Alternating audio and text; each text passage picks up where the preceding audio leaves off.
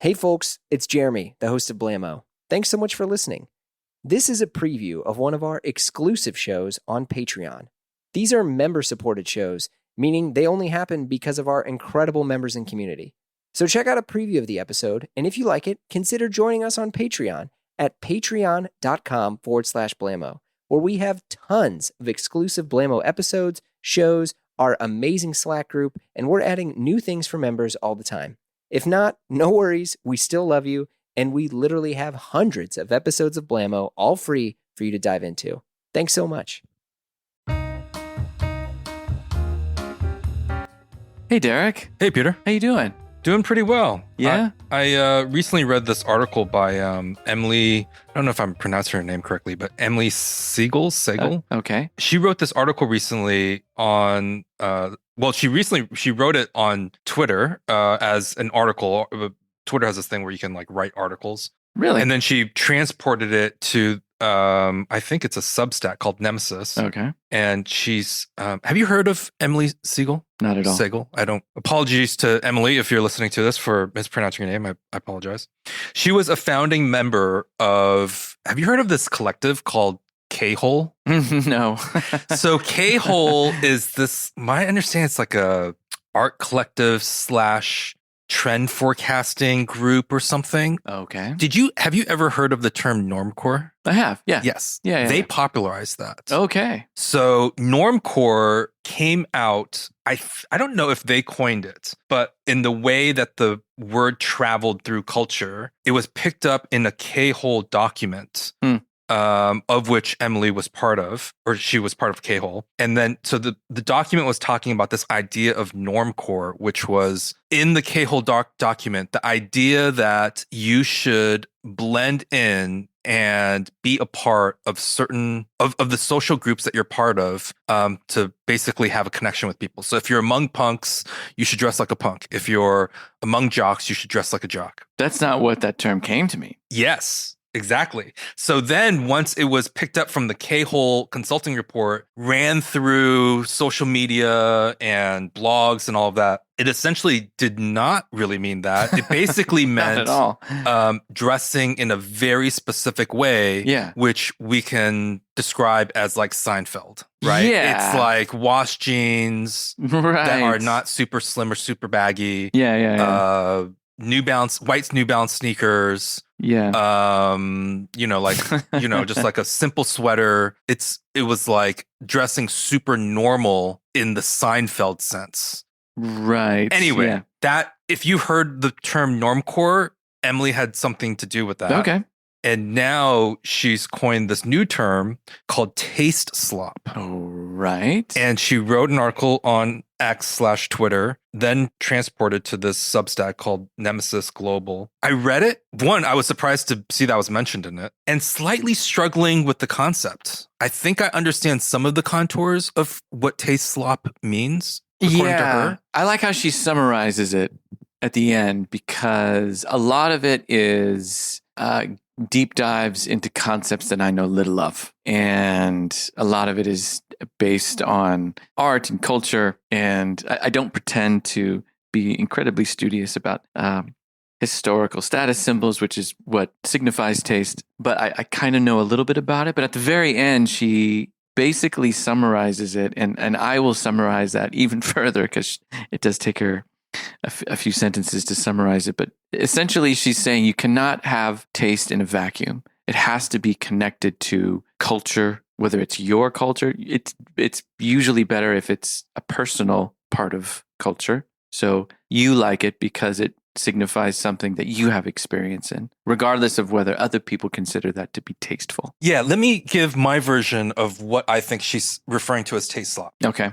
So in the most extreme version of it, and I don't think she means it in this narrow way, but to give an extreme version of it, tasteslop, I think for her would be like an AI generated mood board. If you go to AI and you said, generate me a mood board of tasteful things, it would create a mood board of Rimowa luggage, Dieter Ram's, design book, pour over coffee, the Rose clothing, Like it would mash all of Catcher this in the up. Rye book in your back pocket. Yeah, it would put all this up. It's in the mood board. Yeah. And this is what it means to be tasteful. And I think what she's saying is that when you strip these things out of their social context and they are then only used as a signifier of taste, Yeah, that's what I got. then you're actually not only exhibiting no real taste, but it's taste slop. It's like, you don't,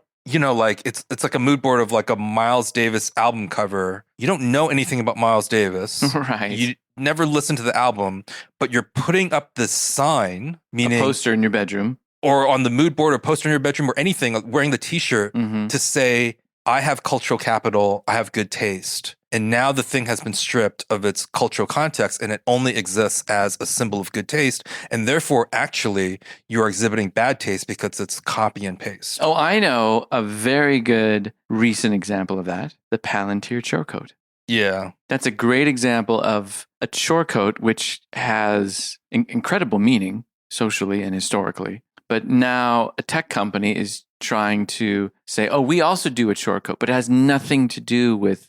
And the chore coat then is a symbol of good taste. So, look what we do. We make something of good taste. We make something of good taste, but it's so far stripped from its original. Right. The thing I struggle with Emily's, there are a few things I struggle with this concept. One, to bring the issue of the chore coats. Palantir is, in my opinion, not, someone called me, they were doing an article on it and they called me to get some quotes. And I said, the chore coat has essentially become the default outerwear of a certain kind of knowledge worker, often in cities, white collar knowledge worker, right? Like actual manual laborers have not worn this coat for maybe creatives. Yeah.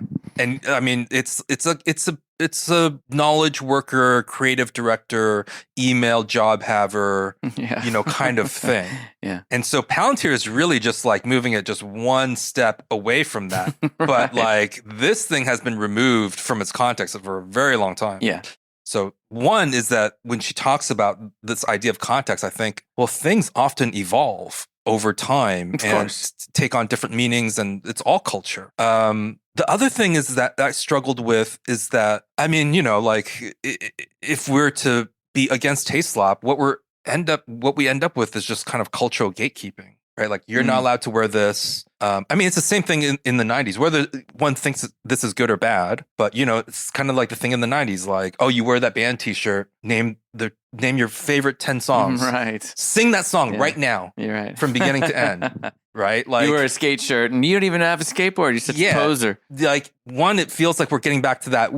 Maybe that's a good thing. Maybe that's a bad thing. But I just think when I read it, I was like, are we now for cultural gatekeeping? And the other thing is that when she talks about how things then just become a symbol of good taste rather than a thing connected to culture, and it's then presented all over the place as this is good taste, or I have good taste, or this shop has good taste. Because she brings up this idea of she has a few rules of what does good taste mean. One is discerning between different things, right? And the other thing is personal connection, which is where she brought me in because I said I like Ralph Lauren because I used to go to clubs and the coolest guys wear Ralph Lauren head to toe, and that's why I like Ralph Lauren's, because I remember a very special time in my youth where I went to clubs and I saw these people, or like I like chambray shirts because it reminds me of the Roscoe Holcomb cover. And there was a moment in my life where a lot of that old Appalachian and just general American folk music played a very strong role in how I thought about culture and politics and society and everything. This was with a group of friends. So chambray shirts remind me of that. There are all these reasons why I like certain things. I like split toe shoes because I think of Bruce Boyer, whose work really has influenced me a lot. And that's why I like these certain things. And so she says there's the personal connection, there's discernment, and then she uses this term esoteric, and then, there's like the isms and this and, all she used a lot of words that I could not find in the dictionary. She's much better educated than I am. I struggled through this article and she's definitely much better educated. Quite verbose. But so this idea of esotericness, that something to display good taste is to have a level of esotericness, but also says that good taste has to be socially recognized, that good taste cannot exist like in a forest. Right. I get that to a certain extent. Yeah. But then how can esotericness and the social recognition of good taste exist alongside each other? if we all recognize something as good taste, and then someone uses that as a sign of good taste, all of a sudden it's no longer received as good taste. Something is only good taste if it's esoteric, in which case nothing bears the symbol of good taste. Yeah, I think she's talking about the fact that something is in good taste if there is that struggle. So take, for example, a leather jacket, specifically double riders. So there was a time when, for decades prior to the 2000s, that they were a symbol of someone who was a rebel, someone who actually rode a motorcycle. Yeah. And then when Ye started to wear them, then they became popular amongst other people who really like Ye. And that, of course, spread because he had immense cultural capital, all the way down to the point where even girls in the marina were walking around with them in leggings. Yeah. So they strayed so far. No one's going to go up to him and be like, hey, what do you ride? Yeah. No one's going to go up to a marina girl with a leather jacket asking that, because it's so far removed from that. It was like the ultimate bourgeois outerwear. It was, for a long time. Yeah. And still is to a certain extent, especially with tan Chelseas. Yeah. So I get the fact that there is that struggle, because there is many people, in fact, that still view the motorcycle jacket in that way. And then they turn their head and they see other people wearing it not in that way at all. There is that struggle. I get what she's saying. Esoteric or idiosyncratic, in the sense that people will probably view something as or in good taste for completely different reasons. Some people will say it's in good taste because it's in style, and that's where it begins and ends. Whereas other people will say, well, I like it because Marlon Brando wore it in the day, and then that, my grandfather wore it because he used to ride a Harley and he used to tinker around and monkey wrench on the engines and all that. And so for very different reasons. So I kind of get what she's saying. I mean, isn't the biker? I understand to some level. I think that uniform, I have no opinion about how women dress at all whatsoever. But for the guys that did that, it was like biker jacket, overlong tee, skinny jeans, tan Chelsea boots. And to some degree, that was derided by snobs because it was super popular. And snobs love to hate stuff that is super popular. Of course. And two, it was connected to a certain kind of social character that, in my opinion, had questionable cultural capital. Ye has a ton of cultural capital. Yeah. But the people that slavishly follow him were described as hype beasts and like mindless kind of like parrots, right? Yeah. Like, oh, that person's doing this, I'm going to do that. It's just like mindless zombie parrots. Right. So to some degree, like, we're judging this because the actual person has low cultural capital. But the other thing is, it feels like that's just like, like there are people who will look up to that hype beast and think they're the coolest guy. I mean, that's what they did in the 50s. Thousands of teenagers saw Marlon Brando and James Dean in a leather jacket and said, I want to be like him. Yeah. I mean, they didn't go into, well, what is the historical significance of shot jackets?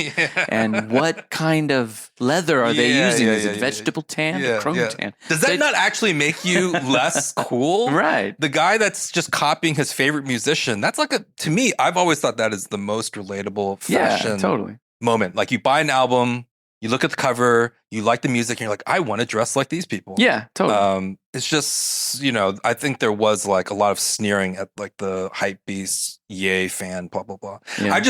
I found the article interesting. We'll have a link to the article in the show notes. There is some tension for me in that, like, one, I will admit the article is often over my head. It's like engages in a lot of things that I just don't have the education for, but there's that. Right. But there's also this tension as I'm reading it, thinking this is the person who helped popularize the idea of normcore, which is about picking up certain cultural signals to fit in with a group and form human connections. Yeah. And then this idea of tasteslop, which is kind of cultural gatekeeping and saying that you are not allowed to wear these certain things unless you qualify in these different ways. Which seem like two contradictory views. I mean, maybe these are just terms. Tasteslop and normcore are just ways to describe social happenings. I think what she's specifically talking about, and I could be misreading the article. I'm with you. A lot of it was over my head. But I think what she's referring to are AI-generated cues. What is in good taste? She mentions Evan Kenori, which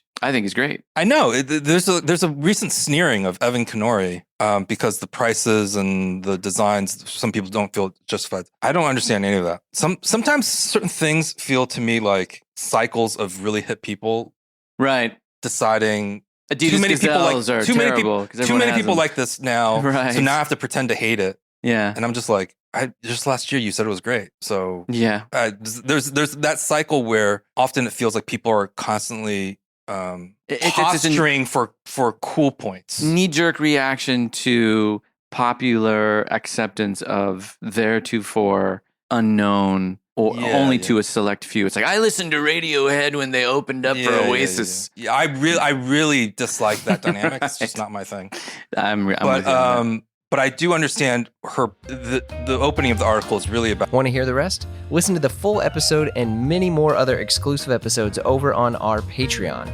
Visit patreon.com/Blamo to sign up and join the Blam fam.